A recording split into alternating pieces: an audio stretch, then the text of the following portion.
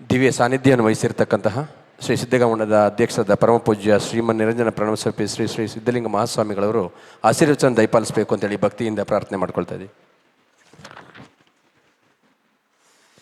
ಮರದೊಳಗೆ ಮಂದಾಗ್ನಿಯ ಉರಿಯದಂತಿರಿಸಿದೆ, ನರವಾಲೊಳಗೆ ತುಪ್ಪವ ಕಂಪಿಲದಂತಿರಿಸಿದೆ, ಶರೀರದ ಆತ್ಮನಾರು ಕಾಣದಂತಿರಿಸಿದೆ, ನಿನ್ನಿಸಿದ ಭೇದಕ್ಕೆ ಬೆರಗಾದನೆಯ ರಾಮನಾಥ. ಬಸವಾದಿ ಪ್ರಮತರನ್ನು, ಪೂಜ್ಯ ಗುರುದೇವರನ್ನು ಹನ್ನೊಂದಲ್ಲಿ ಸ್ಮರಿಸ್ಕೊಳ್ತಾ ಲಿಂಗೈಕ್ಯ ತಾಯಿ ರುದ್ರಮ್ಮನವರನ್ನ ಸ್ಮರಿಸಿ, ಈ ಸಮಾರಂಭದ ಸಾನ್ನಿಧ್ಯ ವಹಿಸಿದ ಶಿವಾನುಭವ ಚರಮೂರ್ತಿ ಬೆಲಿಮಠದ ಶಿವರುದ್ರ ಮಹಾಸ್ವಾಮಿಗಳವರಲ್ಲಿ, ಕನಕಪುರ ದೇಗುಲ ಮಠದ ಚನ್ನಬಸವ ಮಹಾಸ್ವಾಮಿಗಳವರಲ್ಲಿ, ವೇದಿಕೆಯಲ್ಲಿ ಚಕ್ರವಾವಿ ಶ್ರೀಗಳವರಲ್ಲಿ ಹಾಗೂ ಉಳಿದ ಎಲ್ಲ ಪೂಜ್ಯ ಶ್ರೀಗಳಲ್ಲಿ ಶರಣ ಸಮರ್ಪಿಸುತ್ತಾ, ಈ ಕುಟುಂಬದ ಹಿರಿಯರು ನಮ್ಮ ಮಠದ ಶ್ರೀಮಠದಲ್ಲಿ ನಮ್ಮ ಪರಮ ಪೂಜ್ಯರಿಗೆ ಅತ್ಯಂತ ಆತ್ಮೀಯರಾಗಿ ಸೇವೆಯನ್ನು ಸಲ್ಲಿಸಿರುವ ಶ್ರೀ ಮಲವೀರಯ್ಯನವರೇ ಹಾಗೂ ವೇದಿಕೆಯಲ್ಲಿರುವಂತಹ ನಮ್ಮ ರುದ್ರಮ್ಮನವರ ಅತ್ಯಂತ ಎರಡು ಕಣ್ಣುಗಳಂತೆ ನಿಜವಾದ ರತ್ನಪ್ರಾಯರಾಗಿ ಇವತ್ತು ಸಮಾಜಕ್ಕೆ ಉತ್ತಮ ಕೊಡುಗೆಯನ್ನು ಕೊಡ್ತಾ ಇರುವಂತಹ ಹಿರಿಯರಾಗಿರುವ ಜಯಶಂಕರ್ ಅವರೇ ಮತ್ತು ಅವರ ಕುಟುಂಬದವರೇ ಹಾಗೂ ಕರುಣೇಶ್ವರವರೇ ಅವರ ಕುಟುಂಬದವರೇ, ಎಲ್ಲ ಆತ್ಮೀಯರೇ, ತಾಯಂದಿರೇ, ಇಂದು ನಾವೆಲ್ಲರೂ ಕೂಡ ಲಿಂಗೈಕ್ಯ ರುದ್ರಮ್ಮನವರ ಸಂಸ್ಮರಣೆಯ ಪವಿತ್ರ ಕಾರ್ಯಕ್ರಮದಲ್ಲಿ ನಾವೆಲ್ಲ ಪಾಲ್ಗೊಂಡಿರುವಂತಹ ಅವರು. ಈಗಾಗಲೇ ಮಾತನಾಡಿದ ಉಭಯ ಶ್ರೀಗಳವರು ಕೂಡ ರುದ್ರಮ್ಮ ತಾಯಿಯವರ ವ್ಯಕ್ತಿತ್ವವನ್ನು ಕುರಿತು 4 ಮಾತುಗಳನ್ನು ನಿಮ್ಮೆಲ್ಲರಿಗೂ ಕೂಡ ತಿಳಿಸಿದ್ದಾರೆ. ಅವರು ಒಂದು ಕುಗ್ರಾಮದಲ್ಲಿ ಇದ್ದಂತಹ ಅವರು, ಬಹುಶಃ ಬಿಳಿದಾಳೆ ಗ್ರಾಮವನ್ನು ಇಲ್ಲಿ ಭಾಳಷ್ಟು ಜನ ನೋಡಿದಾರೋ ಇಲ್ಲವೋ ಗೊತ್ತಿಲ್ಲ, ಇವತ್ತು ಕೂಡ ಬಸ್ ಹೋಗ್ತದೋ ಇಲ್ವೋ ಗೊತ್ತಿಲ್ಲ ಊರಿಗೆ.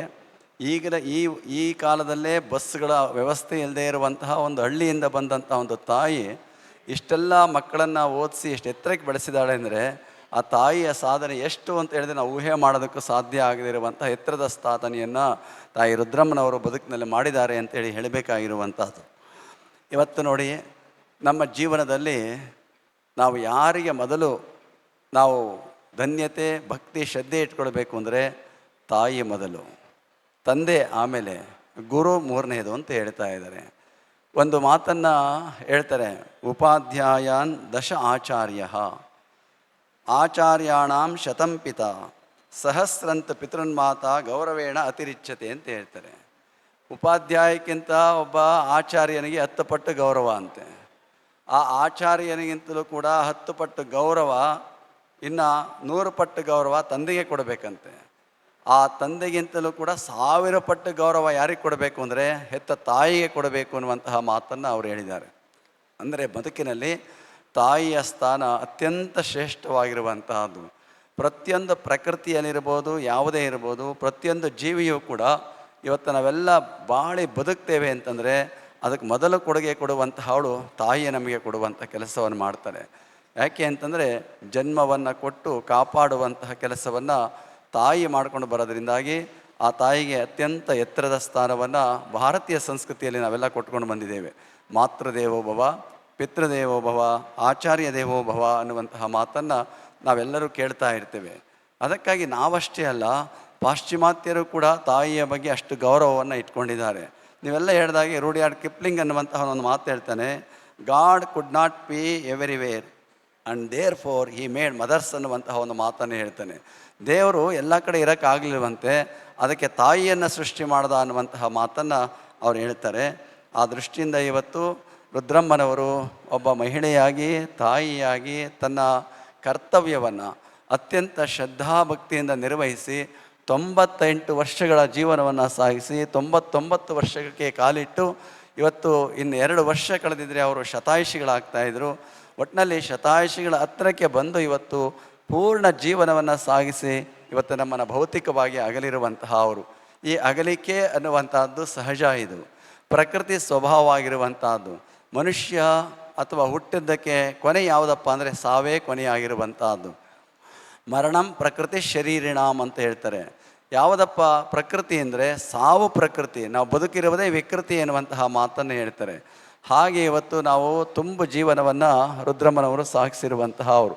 ಬಹುಶಃ 99 ವರ್ಷಗಳ ಸುದೀರ್ಘವಾದಂತಹ ಜೀವನವನ್ನು ಅತ್ಯಂತ ಅವರು ಎಲ್ಲರಿಗೂ ಆದರ್ಶವಾಗುವಂತಹ ರೀತಿಯಲ್ಲಿ ಅವರು ಬಾಳಿರುವಂತಹ ಅವರು. ಬಹುಶಃ ಈ ಸಂದರ್ಭದಲ್ಲಿ ಮಾದಯ್ಯನವರು ಕೂಡ ನಾವು ನೆನೆಸ್ಕೊಳ್ಬೇಕಾಗಿರುವಂತಹದ್ದು.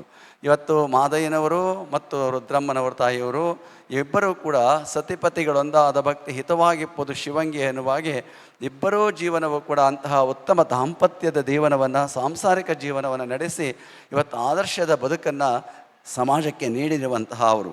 ಬಹುಶಃ ಅವರ ಕೊಟ್ಟ ಕೊಡುಗೆಗಳೆಲ್ಲವೂ ಎಲ್ಲದರಲ್ಲಿಯೂ ಕೂಡ ದೊಡ್ಡ ಕೊಡುಗೆ ಏನಪ್ಪ ಅಂದರೆ ಇಬ್ಬರು ಮಕ್ಕಳನ್ನು ಸಮಾಜಕ್ಕೆ ಕೊಟ್ಟಿದ್ದಾರಲ್ಲ, ಅದು ದೊಡ್ಡ ಕೊಡುಗೆ ಆಗಿರುವಂತಹದ್ದು.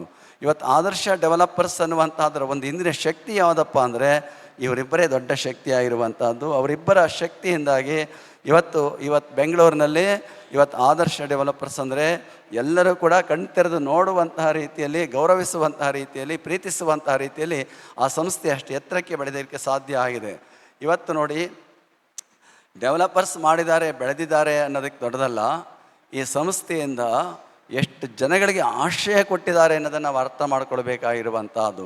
ಸಾವಿರಾರು ಕುಟುಂಬಗಳಿಗೆ ಆಶ್ರಯವನ್ನು ಕೊಡುವಂತಹ, ಎತ್ತರಕ್ಕೆ ಬೆಳೆಯುವಂತಹ ಸಾಧನೆಯನ್ನು ಜಯಶಂಕರ್ ಮತ್ತು ಕರುಣೇಶ್ವರವರು ಮಾಡಿದ್ದಾರೆ. ಇವತ್ತು ಅಂತಹ ಒಂದು ಜೀವನ ಮಾಡ್ತಾ ಇದ್ದಾರೆ ಅಂದರೆ ಅವರ ತಾಯಿ ಕೊಟ್ಟಂತಹ ಕೊಡುಗೆ ಇವರಿಬ್ಬರು ಅಂತೇಳಿ ನಾವು ಇಬ್ಬರನ್ನು ಕೂಡ ನಾವು ಯಾವತ್ತೂ ಸ್ಮರಿಸ್ಕೊಳ್ಬೇಕಾಗಿದೆ. ಅಂತಹ ಇವರ ತಾಯಿಯನ್ನು ಕುರಿತು ನಮ್ಮ ಕನಕಪುರದ ಶ್ರೀಗಳವರು ಒಳ್ಳೆಯ ಮಾತುಗಳನ್ನು ತಿಳಿಸಿರುವಂತಹ ಅವರು ಯಾವಾಗಲೂ ಕೂಡ ಆಚಾರ ಸಂಪನ್ನರಾಗಿದ್ದಂತಹ ಅವರು, ಪೂಜಾ ನಿಷ್ಠೆಯನ್ನು ಬೆಳೆಸ್ಕೊಂಡಂತಹ ಅವರು, ಗುರುಲಿಂಗ ಜಂಗಮ ಪ್ರೇಮವನ್ನು ಯಾವತ್ತೂ ಇಟ್ಕೊಂಡಿದ್ದಂತಹ ಅವರು. ಯಾರೇ ಬರಲಿ, ಎಂಥವರೇ ಬರಲಿ, ಬಡವ ಶ್ರೀಮಂತ ಅನ್ನೋ ಪ್ರಶ್ನೆ ಇಲ್ಲ, ಪ್ರತಿಯೊಬ್ಬರನ್ನು ಕೂಡ ಗೌರವಿಸುವಂತಹ, ಪ್ರೀತಿಸುವಂತಹ ಒಂದು ಹೃದಯವಂತಿಕೆ ತಾಯಿ ರುದ್ರಮ್ಮನವರಲ್ಲಿ ಯಾರತ್ತೂ ಕೂಡ ಕಾಣೋದಕ್ಕೆ ಸಾಧ್ಯ. ನೀವು ಬಹಳಷ್ಟು ಜನ ಅವರನ್ನು ಹತ್ತಿರದಿಂದ ಕಂಡಂತಹ ಅವರಿಗೆ ಗೊತ್ತಿರುವಂತಹದ್ದು. ಅಂತಹ ಉತ್ತಮ ಸೇವೆಯನ್ನು ಸಲ್ಲಿಸಿ ಇವತ್ತು ಭೌತಿಕವಾಗಿ ನಮಗೆ ಅಗಲಿರುವಂತಹ ಅವರು. ಬಹುಶಃ ಇವತ್ತೇನಾದರೂ ಶಿವನಹಳ್ಳಿ ದೇವಸ್ಥಾನ ಇವತ್ತು ಅಷ್ಟೆತ್ತರಕ್ಕೆ ಚೆನ್ನಾಗಿ ಕಟ್ತಾ ಇದ್ದಾರೆ ಅಂದರೆ ಆ ತಾಯಿ ಆಶೀರ್ವಾದದಿಂದ ಅವರೆಲ್ಲ ಮಾಡ್ತಾ ಇದ್ದಾರೆ ಅಂತ ಹೇಳಬೇಕಾಗಿದೆ. ಇವತ್ತು ಶಿವನಹಳ್ಳಿ ದೇವಸ್ಥಾನ ಅವ್ರ ಮಂದೇವರು ಅಂತ ಕಾಣಿಸ್ತಿದೆ, ಶಿವದನಿ ಮಂದೇವರು ಅವ್ರದ್ದು ಅಲ್ಲ, ದೇವಸ್ಥಾನ ಇವರು ಮಂದೇವರು, ಅವರ ತವರು ಮನೆಯ ಒಂದು ವೀರಭದ್ರಸ್ವಾಮಿ ದೇವಸ್ಥಾನ ಇವತ್ತು ಶಿವನಹಳ್ಳಿಯಲ್ಲಿದೆ. ನೀವು ನೋಡಬೇಕೀಗೆಲ್ಲ ಅದನ್ನು ಇವರೇನಾದರೂ ಅದಕ್ಕೆ ಎಂಟ್ರಿ ಆಗದೆ ಹೋಗಿದರೆ ಅದು ಹೈವೇಗೆ ಹೋಗ್ಬಿಡ್ತಿತ್ತು, ಹೈವೇಗೆ ಹೋಗಿ ಶಿಫ್ಟ್ ಮಾಡಬೇಕಾಗಿತ್ತು. ಆದರೆ ಇವತ್ತು ಜಯಶಂಕರ್ ಮತ್ತು ಕರುಣೇಶ್ವರವರು ಅದಕ್ಕೆ ಬಂದಿದ್ದರಿಂದಾಗಿ ಇವತ್ತು ಹೈವೇನೇ ಪಕ್ಕಕ್ಕೆ ತೆಗೆದು ಆ ದೇವಸ್ಥಾನವನ್ನು ಇವತ್ತು ಪುನರ್ನಿರ್ಮಾಣ ಮಾಡಿ, ಬಹುಶಃ ಒಂದು 2 ವರ್ಷದಿಂದ ಕೆಲಸ ನಡೀತಾ ಇದೆ. ಇನ್ನೂ ಸ್ವಲ್ಪ ದಿವಸ, ಇನ್ನೂ 1 ವರ್ಷಗಟ್ಟಲೆ ಕೆಲಸ ಆಗಬೇಕಾಗಿರುವಂಥದ್ದು. ಅಂತಹ ಒಂದು ಅದ್ಭುತವಾದಂತಹ ದೇವಾಲಯವನ್ನು ಇವತ್ತು ಪುನರ್ನಿರ್ಮಾಣ ಮಾಡುವಂತಹ ಪವಿತ್ರ ಕಾರ್ಯವನ್ನು ಅವರಿಬ್ಬರೂ ಕೂಡ ಇವತ್ತು ನೆರವೇರಿಸ್ತಾ ಇದ್ದಾರೆ. ನಿಜಕ್ಕೂ ಕೂಡ ಅದಕ್ಕೆ ಕಾರಣ ಏನಪ್ಪ ಅಂದರೆ ಅವರ ತಾಯಿಯ ಒಂದು ಪ್ರೇರಣೆ ಅಂತ ಹೇಳಬೇಕಾಗಿರುವಂಥದ್ದು. ನೀವೆಲ್ಲ ಕೇಳಿದ್ದೀರಿ, ಅದು ವಿಜಯನಗರ ಕಾಲದಲ್ಲಿ ಒಬ್ಬ ಮಂತ್ರಿ ಆಗಿದ್ದ. ಆ ಮಂತ್ರಿ ಆಗಿದ್ದಂತಹ ಅವನಿಗೆ ಲಕ್ಷ್ಮೀಧರ ಅಮಾತ್ಯ ಅಂತೇಳಿ, ಅವನ ತಾಯಿ ಆ ಮಗುವಿಗೆ ತಾನು ಎದೆಹಾಲನ್ನು ಕುಡಿಸಬೇಕಾದರೆ ಅವನ ಕಿವಿಯೊಳಗೆ ಒಳ್ಳೊಳ್ಳೆಯ ಮಾತುಗಳನ್ನು ಹೇಳ್ತಾ ಇದ್ದಂತೆ. ಕೆರೆಯಂ ತೋಡಿಸು, ಬಾವಿಯಂ ತೋಡಿಸು, ಸಾಲು ಮರಗಳನ್ನು ನಡೆಸು, ದೇವಾಗಾರಮ ಮಾಡಿಸು, ಸೆರೆಯೊಳ್ ನಿಲ್ಕ ಅನಾಥರನ್ನು ಬಿಡಿಸು ಅನ್ನುವಂತಹ ಒಳ್ಳೊಳ್ಳೆಯ ಮಾತುಗಳನ್ನು ಅವನ ಕಿವಿಯಲ್ಲಿ ಹೇಳ್ತಾ ಇದ್ದಂತೆ. ಅದರ ಪ್ರಭಾವ ಏನಾಯಿತು ಅಂದರೆ ಅವನು ಮಂತ್ರಿಯಾಗಿ ದೊಡ್ಡ ದೊಡ್ಡ ಕಾರ್ಯಗಳನ್ನು ಮಾಡೋದಕ್ಕೆ ಸಾಧ್ಯ ಆಗಿದೆ. ಹಾಗೆಯೇ ಇವತ್ತು ರುದ್ರಮ್ಮನವರು ಇವರಿಬ್ಬರಿಗೂ ಕೂಡ ಅಂತಹ ಅಮೃತೋಪವಾದಂತಹ ಮಾತುಗಳನ್ನು ಆ ತಾಯಿ ಅವರಿಗೆ ಸಂಸ್ಕಾರ ಕೊಟ್ಟದರ ಫಲವಾಗಿ ಇವತ್ತು ಅವರು ಎಷ್ಟೆತ್ತರಕ್ಕೆ ಬೆಳೆದರೂ ಕೂಡ ಇವತ್ತು ಆ ಸಂಸ್ಥೆಗಳನ್ನು, ಇವತ್ತು ದೇವ ಮಂದಿರವನ್ನು ನಿರ್ಮಾಣ ಮಾಡುವಂಥ ಪವಿತ್ರ ಕಾರ್ಯವನ್ನು ಅವರು ನೆರವೇರಿಸ್ತಾ ಇರುವಂತಹದ್ದು. ಇವತ್ತು ನಾಡು ನಾವೆಲ್ಲ ಕೂಡ ಅದನ್ನು ನಿಜವಾಗ್ಲೂ ಕೂಡ ಮೆಚ್ಚಿಕೊಳ್ಳಬೇಕಾಗಿರುವಂತಹ ಕಾರ್ಯ. ಅಷ್ಟೇ ಅಲ್ಲ, ನಮ್ಮ ಪರಮ ಪೂಜ್ಯರಿದ್ದಾಗ ಅವರ ಒಂದು ಕಚೇರಿ ನವೀಕರಣ ಆಗೇ ಇರಲಿಲ್ಲ, ಹಳೆಯ ಒಂದು ಕಟ್ಟಡದಲ್ಲೇ ಇರ್ತಾ ಇದ್ರು ಯಾವಾಗಲೂ ಕೂಡ. ಆ ಒಂದು ಕಚೇರಿಯನ್ನು ನಾವು ಒಂದು ನವೀಕರಣ ಮಾಡಿಕೊಡ್ತೀವಿ ಅಂತ ಇವರಿಬ್ಬರು ಕೇಳಿದಾಗ ಪರಮ ಪೂಜ್ಯರು ಒಪ್ಪಿಗೆಯನ್ನು ಕೊಟ್ಟರು. 1 ತಿಂಗಳೊಳಗೆ ಆ ಕಚೇರಿಯನ್ನು ನಿರ್ಮಾಣ ಮಾಡಿ ಹೊಸದಾಗಿ ನವೀಕರಣವನ್ನು ಮಾಡುವಂಥ ಕೆಲಸವನ್ನು ಪೂಜ್ಯರಿಗೆ ಮಾಡಿಕೊಟ್ಟಂತಹ ಒಂದು ಕೀರ್ತಿ ಬಹುಶಃ ಜಯಶಂಕರ್ ಅವರಿಗೆ ಮತ್ತು ನಮ್ಮ ಕರುಣೇಶ್ ಅವರಿಗೆ ಸಲ್ಲುವಂತಹದ್ದು ಅನ್ನುವಂತಹ ಮಾತನ್ನು ಈ ಸಂದರ್ಭದಲ್ಲಿ ಹೇಳ್ತಾ, ಯಾರೇ ಆಗಲಿ ನಾವು ಶಾಶ್ವತ ಅಲ್ಲ. ನಾವು ಪ್ರತಿ ದಿವಸವೂ ಕೂಡ ನಮ್ಮ ಪ್ರಯಾಣ ಸಾಗ್ತಾ ಇರುವಂಥದ್ದು ಎಲ್ಲಿಗೆ ಅಂತಂದರೆ ಸಾವಿನ ಕಡೆಗೆ. ಪ್ರತಿ ದಿವಸ ಒಂದು ಹಗಲು ಒಂದು ರಾತ್ರಿ ಅನ್ನುವಂಥದ್ದರಿಂದಾಗಿ ನಮ್ಮ ಆಯುಷ್ಯ ಅನ್ನುವಂತಹ ರಾಶಿ ತೀರ್ಥ ಬರ್ತಾ ಇರ್ತದೆ. ಆ ತೀರ್ಥ ನಾವು ಆಯುಷ್ಯದ ಕಡೆಗೆ ಹೋಗ್ತೀವಿ. ಕೆಲವರಿಗೆ 100 ವರ್ಷ ಇರ್ಬೋದು, ಅವರ ಆಯುಷ್ಯ ಎಷ್ಟಿದೆಯೋ ಯಾರಿಗೂ ಹೇಳೋಕ್ಕಾಗಲ್ಲ. ಅದಕ್ಕೆ ಹೇಳ್ತಾರೆ, ಆಯುಷ್ಯ ತೀರಿದಲ್ಲದೆ ಮರಣವಿಲ್ಲ ಅಂತ ಹೇಳ್ತಾರೆ. ಆಯುಷ್ಯ ತೀರ್ತು ಅಂದರೆ ನಾವು ಏನು ಮಾಡಿದ್ರೂ ಕೂಡ, ಯಾರೇ ಏನು ಮಾಡಿದ್ರೂ ಕೂಡ, ಎಂಥವರಿದ್ದರೂ ಕೂಡ ರಕ್ಷಣೆ ಮಾಡ್ಕೊಳ್ಳೋದಕ್ಕೆ ಸಾಧ್ಯ ಇಲ್ಲ. ಒಂದು ಸುಭಾಷಿತ ಹೇಳ್ತಾರೆ, ಅರಕ್ಷಿತಂ ತಿಷ್ಠತಿ ದೈವ ರಕ್ಷಿತಂ, ಸುರಕ್ಷಿತಂ ದೈವ ಹತಂ ವಿನಶ್ಯತಿ ಅಂತ ಹೇಳ್ತಾರೆ. ಯಾರೇ ಆಗಲಿ ನಮಗೆ ಅರಕ್ಷಿತನಾಗಿದ್ದರೂ ಅವನಿಗೆ ಏನೇ ಸೌಲಭ್ಯಗಳಿದ್ದರೂ ಕೂಡ ದೈವನ ಕೃಪೆ ಇತ್ತು ಅಂದರೆ ಅವನು ಎಂಥ ಒಂದು ಸಂದರ್ಭದಲ್ಲೂ ಬದುಕ್ತಾನಂತೆ. ಆದರೆ ಎಷ್ಟೇ ಸುರಕ್ಷಿತ ಸೌಲಭ್ಯಗಳಿದ್ದರೂ ಕೂಡ ದೈವದ ಕೃಪೆ ಇಲ್ಲದೆ ಹೋದರೆ, ಅವನಿಗೆ ಆಯುಷ್ಯ ಇಲ್ಲದೆ ಹೋದರೆ ಬದುಕೋಕ್ಕಾಗೋದಿಲ್ಲ ಅಂತ ಹೇಳ್ತಾರೆ. ಅದಕ್ಕೆ ಹೇಳ್ತಾರೆ, ಜೀವತ್ಯನಾಥೋಪಿ ವನೇ ವಿಸರ್ಜಿತ. ಯಾರನ್ನಾರು ತೆಗೆದುಕೊಂಡೋಗಿ ನಾವು ಇವನ್ನ ಸಾಯಿಸ್ಬೇಕಪ್ಪ ಅಂಥೇಳಿ ಒಂದು ವನಕ್ಕೆ ಬಿಟ್ಟು ಬಂದರೆ, ಕಾಡಿಗೆ ಬಿಟ್ಟು ಬಂದರೆ, ಅವನ ಆಯುಷ್ಯ ಗಟ್ಟಿ ಇತ್ತು ಅಂದರೆ ಕ್ರೂರ ಪ್ರಾಣಿಗಳಿಂದಲೂ ಕೂಡ ಅವನಿಗೆ ಯಾವುದೇ ತೊಂದರೆ ಇಲ್ಲದೆ ಮನೆಗೆ ವಾಪಸ್ ಬರ್ತಾನಂತೆ. ಅದೇ ಹೇಳ್ತಾನೆ, ಕೃತ ಪ್ರಯತ್ನೋಪಿ ಗೃಹೇ ವಿನಶ್ಯತಿ ಅಂತ ಹೇಳ್ತಾರೆ. ನಾವೇನೇ ಮಾಡಿ, ಏನೇ ಸೌಲಭ್ಯಗಳಿದ್ದು ಸೌಕರ್ಯಗಳಿದ್ದರೂ ಕೂಡ ಮನೆಯಲ್ಲಿ ಪ್ರಯತ್ನ ಮಾಡಿ ಉಳಿಸ್ಕೋಬೇಕು ಅಂದರೆ ಅವ್ರನ್ನ ಉಳಿಸ್ಕೊಳ್ಳೋದಕ್ಕೆ ಸಾಧ್ಯ ಆಗೋದಿಲ್ಲ. ಹಾಗೆ ಇವತ್ತು ಸಾವು ಅನ್ನುವಂಥದ್ದು ಎಲ್ಲರಿಗೂ ಕೂಡ ಒಂದು ಸಂದೇಶ, ಒಂದು ಎಚ್ಚರವನ್ನು ನಮಗೆಲ್ಲರಿಗೂ ಕೂಡ ತಂದು ಕೊಡ್ತಾ ಇದೆ. ನೋಡಿ, ಒಂದು ಸಾವು ಬಂದಾಗ ನಾವು ತಿಳ್ಕೊಳ್ಬೇಕು, ನಮಗೂ ಸಾವಿದೆ ಎನ್ನುವಂತಹ ಎಚ್ಚರಿಕೆಯನ್ನು ನಾವು ಇಟ್ಕೊಳ್ಬೇಕು. ಇನ್ನೊಂದು ಮಾತೇನಪ್ಪ ಅಂದರೆ, ಸಂದೇಶ ಕೊಡುವಂಥದ್ದು ಏನು ಅಂದರೆ, ನೀನು ಬರುವಾಗ ಬರೀ ಕೈಲಿ, ಹೋಗುವಾಗಲೂ ಬರೀ ಕೈಲಿ, ನೀನೇನು ತಂದಿರೋದಿಲ್ಲ, ಬರೀ ಕೈಲಿ ಬಂದಿರ್ತಿ, ಬರೀ ಕೈಲಿ ಹೊರ್ತಿ. ಇರುವಷ್ಟು ದಿವಸ ಹೇಗಿರಬೇಕಪ್ಪ ಅಂದರೆ, 4 ಜನ ಬೇಕು ಅನ್ನುವ ಹಾಗೆ ಬದುಕಬೇಕು ಅನ್ನುವಂತಹ ಸಂದೇಶವನ್ನು ಇವತ್ತು ಸಾವು ಕೊಟ್ಕೊಂಡು ಹೋಗ್ತಾ ಇರ್ತದೆ. ಮಂದಿ ಮಕ್ಕಳೊಳಗೆ ಚೆಂದಾಗೊಂದಿರಬೇಕು, ನಂದಿಯ ಶಿವನಾದ ಇದರಿಂದ ಹೋಗುವಾಗ ಮಂದಿ ಬಾಯೊಳಗ ಇರಬೇಕು ಅನ್ನುವಂತಹ ಜನಪದ ಗೀತೆ ಹೇಳ್ತಾರೆ. ಹೇಗೆ ಬದುಕಬೇಕಪ್ಪ ಅಂದರೆ, ಸಂಸಾರದಲ್ಲಿ ಚೆನ್ನಾಗಿ ಬದುಕಬೇಕು, ಸಮಾಜದಲ್ಲಿ ಚೆನ್ನಾಗಿ ಬದುಕಬೇಕು, ನೆಂಟರಿಷ್ಟರಲ್ಲಿ ಚೆನ್ನಾಗಿ ಬದುಕಬೇಕು. ಆದರೆ ಎಲ್ಲರೊಂದಿಗೂ ಬದುಕುವಂತಹ ಬಾಳನ್ನು ಬಾಳಿ, ಎಲ್ಲರೂ ನಮಗೆ ಬೇಕು ಅನ್ನುವಂತಹ ಬದುಕನ್ನು ಬಾಳಿದ್ರೆ ಅದು ಒಂದು ನಿಜವಾದ ಸಾರ್ಥಕವಾದಂತಹ ಬದುಕಾಗ್ತದೆ. ಅಂತಹ ಒಂದು ಸಾರ್ಥಕ ಜೀವನವನ್ನು ಸಾಗಿಸಿರುವಂತಹವರು ತಾಯಿ ರುದ್ರಮ್ಮನವರು ಅನ್ನುವಂತಹ ಮಾತನ್ನು ಈ ಸಂದರ್ಭದಲ್ಲಿ ಹೇಳ್ತಾ, ಲೇಸೆನಿಸಿಕೊಂಡು 5 ದಿನ ಬದುಕಿದರೇನು, ಲೇಸೆನಿಸಿಕೊಂಡು 4 ದಿನ ಬದುಕಿದರೇನು, ಲೇಸೆನಿಸಿಕೊಂಡು 1 ದಿನ ಬದುಕಿದರೆ ಸಾಲದೆ ಕೂಡಲ ಸಂಗಮ ದೇವನಲ್ಲಿ ಎನ್ನುವ ಹಾಗೆ ಅವರ 98 ವರ್ಷಗಳ ಸಾರ್ಥಕ ಜೀವನವನ್ನು ನಡೆಸಿರುವಂತಹ ತಾಯಿಯವರು ಇವತ್ತು ಅಗಲಿದ ನೋವು ಮಕ್ಕಳಲ್ಲಿ, ಮೊಮ್ಮಕ್ಕಳಲ್ಲಿ, ಅವ್ರ ಕುಟುಂಬದಲ್ಲಿ ಸಹಜವಾಗಿರುತ್ತದೆ. ಆಲ್ ಸೆಪರೇಷನ್ಸ್ ಆರ್ ಪೇನ್ಫುಲ್ ಅನ್ನುವಂತಹ ಒಂದು ಮಾತಿದೆ. ಯಾವುದೇ ಒಂದು ಅಗಲಿಕೆ ಎನ್ನುವಂಥದ್ದು ನೋವು ಇರ್ತದೆ. ಈ ನೋವನ್ನು ಇವಾಗ ಕಳ್ಕೊಳ್ಬೇಕು ಅಂದರೆ ಇಂಥ 4 ಒಳ್ಳೆಯ ಮಾತುಗಳನ್ನು ಕೇಳಿದಾಗ ಆ ನೋವಿನಿಂದ ದೂರ ಇರೋದಕ್ಕೆ ಸಾಧ್ಯ ಆಗುವಂಥದ್ದು. ಶರಣರು ಅದಕ್ಕೆ ಹೇಳಿರುವಂತಹದ್ದು, ಮಂಡೆ ಮಾಸಿದರೆ ಮಜ್ಜನವ ಮಾಡುವುದು, ವಸ್ತ್ರ ಮಾಸಿದರೆ ಮಡಿವಾಳಂಗೆಕ್ಕುವುದು, ಮನ ಮಾಸಿದರೆ ಕೂಡಲ ಚೆನ್ನ ಸಂಗನ ಶರಣರ ಅನುಭವ ಮಾಡುವುದು ಅನ್ನುವಂತಹ ಮಾತು ಹೇಳ್ತಾರೆ.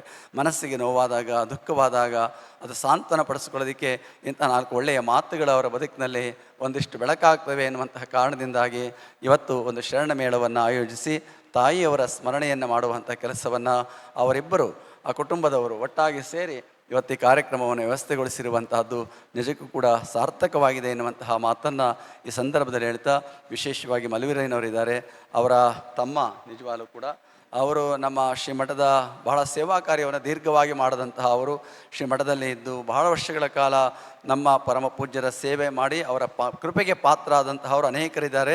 ಅವರಲ್ಲಿ ದೊಡ್ಡ ಹೆಸರು ಅಂದರೆ ನಮ್ಮ ಮಲ್ವೀರಯ್ಯನವರು ಕೂಡ ಒಬ್ಬರಾಗಿರುವಂತಹ ಅವರು ಈ ಕುಟುಂಬದ ಹಿರಿಯರಾಗಿ ಇವತ್ತಿರುತ್ತಾರೆ ಎನ್ನುವಂತಹ ಮಾತನ್ನು ಸ್ಮರಿಸ್ಕೊಳ್ತಾ, ಇವತ್ತು ಆದರ್ಶ ಡೆವಲಪರ್ಸ್ದ ನಮ್ಮ ಜಯಶಂಕರ್ ಅವರಿಗೆ ಮತ್ತು ಕರ್ಣೇಶ್ ಅವರು, ನಿಜವಾಗ್ಲೂ ಅವರಿಬ್ಬರನ್ನು ನೋಡಿದ್ರೆ ನನಗೆ ಅನಿಸ್ತಾ ಇತ್ತು, ರಾಮಲಕ್ಷ್ಮಣರ ಯಾರನ್ನ ಇದ್ದಾರಪ್ಪ ಈಗ ಅಂತಂದರೆ ಇವರಿಬ್ಬರೇ ರಾಮಲಕ್ಷ್ಮಣರನಪ್ಪ ಇದ್ದಾರೆ ಈ ಸಮಾಜದಲ್ಲಿ ಇವತ್ತು ಆಧುನಿಕವಾಗಿ ಅಂತ ಹೇಳಬೇಕಾಗಿದೆ. ಆ ರೀತಿಯಲ್ಲಿ ಇಬ್ಬರು ಕೂಡ ಅನ್ಯೋನ್ಯವಾಗಿ ಎಷ್ಟೇ ವ್ಯವಹಾರ ಏನೇ ಮಾಡಲಿ, ಆದರೆ ಸಹೋದರ ಭಾವನೆಯನ್ನು ತುಂಬಿಕೊಂಡು ಇಬ್ಬರೂ ಕೂಡ ಆ ಒಂದು ಪ್ರೀತಿ ವಿಶ್ವಾಸದಿಂದ ಬದುಕ್ತಾ ಇದ್ದಾರಲ್ಲ, ನಿಜಕ್ಕೂ ಕೂಡ ಆದರ್ಶವಾಗಿರುವಂತಹದ್ದು. ಅವ್ರ ಮಕ್ಕಳು ಕೂಡ ಅದೇ ಒಂದು ಆದರ್ಶ ಸಂಸ್ಕಾರವನ್ನು ರೂಪಿಸಿಕೊಂಡು ಇವತ್ತು ಸಮಾಜಕ್ಕೆ ಒಳ್ಳೆಯ ಕೊಡುಗೆ ಕೊಡುವಂಥ ಕೆಲಸವನ್ನು ಅವ್ರು ಮಾಡ್ತಾ ಇದ್ದಾರೆ. ಒಟ್ಟಿನಲ್ಲಿ ಇದಕ್ಕೆಲ್ಲ ಮೂಲ ಕಾರಣ ತಾಯಿ, ಅವರ ಅಜ್ಜಿ, ತಾಯಿ ಮತ್ತು ರುದ್ರಮ್ಮನವರು ಮತ್ತು ಮಾದಯ್ಯನವರ ಒಂದು ದೊಡ್ಡ ಒಂದು ಸಂಸ್ಕಾರದ ಫಲ ಅನ್ನುವಂತಹ ಮಾತನ್ನು ಹೇಳ್ತಾ, ಇವತ್ತು ತಾಯಿಯವರು ಅಗಲಿದ್ದರೂ ಕೂಡ ಅವರು ಬಿಟ್ಟು ಹೋದ ಆದರ್ಶಗಳು, ಅವರು ಬಿಟ್ಟು ಹೋದ ಮಾದರಿಗಳು ಇವತ್ತು ನಿಮಗೆ ಯಾವತ್ತೂ ಕೂಡ ಮಾರ್ಗದರ್ಶಕವಾಗಿದೆ ಎನ್ನುವಂತಹ ಮಾತನ್ನು ಹೇಳ್ತಾ, ಅವರ ಒಂದು ಸ್ಮರಣೆ ಸದಾ ನಿಮ್ಮ ಬದುಕಿನಲ್ಲಿರಲಿ. ಬೆಳಗ್ಗೆ ಎದ್ದ ತಕ್ಷಣ ನೀವು ನಿಮ್ಮ ಅಪ್ಪ ಅಮ್ಮನನ್ನು ನೆನೆಸ್ಕೊಳ್ಳೇ ನೀವು ಕಾರ್ಯವನ್ನು ಮಾಡಬೇಕಾಗಿದೆ. ನಂತರ ದೇವರ ಗುರುವನ್ನು ನೆನೆಸ್ಕೊಳ್ಬೇಕು. ನಿಮ್ಮ ಬದುಕಿನೊಳಗೆ ಅವರು ಯಾವತ್ತೂ ಕೂಡ ನಿಮ್ಮ ಜೊತೆಯಲ್ಲಿ ಯಾವತ್ತೂ ಇದ್ದಾರೆ ಎನ್ನುವಂತಹ ಮಾತನ್ನು ಹೇಳ್ತಾ, ಬುದ್ಧಿಯವರು ಹೇಳಿದಾಗೆ ಅವರ ಸ್ಮರಣೆಯೇ ಯಾವತ್ತೂ ನಮ್ಮ ಜೊತೆಯಲ್ಲಿದ್ದಾರೆ ಎನ್ನುವಂತಹ ಮಾತು ಅಂತ ಸ್ಮರಿಸ್ಕೊಳ್ತಾ, ಅವರು ಭೌತಿಕವಾಗಿ ಇಲ್ಲದೆ ಹೋದರೂ ಕೂಡ ಭಾವನಾತ್ಮಕವಾಗಿ ತಮ್ಮೆಲ್ಲರಲ್ಲಿ ಇದ್ದಾರೆ ಅಂತ ಭಾವಿಸಿ ಇವತ್ತು ಅವರ ಈ ಒಂದು ಶರಣ ಮೇಳದ ಸಮ್ಮೇಳನದಲ್ಲಿ ಪಾಲ್ಗೊಳ್ಳೋದಕ್ಕೆ ತುಂಬ ಸಂತೋಷವಾಗಿದೆ. ಬೆಳಗಿನ ಲಿಂಗ ಪೂಜಾ ಮತ್ತು ಈಗಿನ ಕಾರ್ಯಕ್ರಮ ಆಗಿ ನಿಮ್ಮೆಲ್ಲರನ್ನು ಕೂಡ ಇವತ್ತು ಅತ್ಯಂತ ಶ್ರದ್ಧೆಯಿಂದ ಕೂಡಲ ಸಂಗನ ಶರಣರ ಬರವನಿಗೆ ಪ್ರಾಣ ಜೀವಾಳ ಅಂತೇಳಿ ನಮ್ಮ ಜಯಣ್ಣ ಮತ್ತು ಕರುಣೇಶ್ ಇಬ್ಬರು ಕೂಡ ಈ ಕಾರ್ಯಕ್ರಮವನ್ನು ಆಯೋಜಿಸಿರುವಂಥದ್ದು ಹೆಮ್ಮೆ ಸಂತೋಷ ಅಂತ ಹೇಳ್ತಾ ನಿಮ್ಮೆಲ್ಲರಿಗೂ ಕೂಡ ಬಸವಾದಿ ಪ್ರಮತರ ಕೃಪೆಯಲ್ಲಿ ಅಂತ ಹಾರೈಸ್ತಾ ನನ್ನೆರಡು ಮಾತುಗಳನ್ನು ಮುಗಿಸ್ತೀನಿ.